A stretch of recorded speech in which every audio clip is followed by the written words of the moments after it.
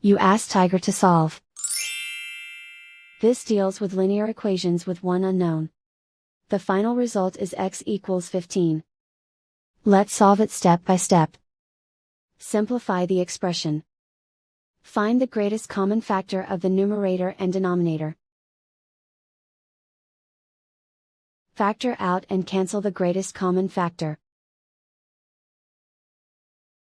Isolate the x. Multiply both sides by 20.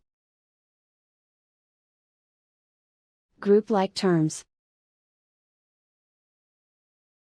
Multiply the coefficients. Simplify the fraction. Multiply the fractions.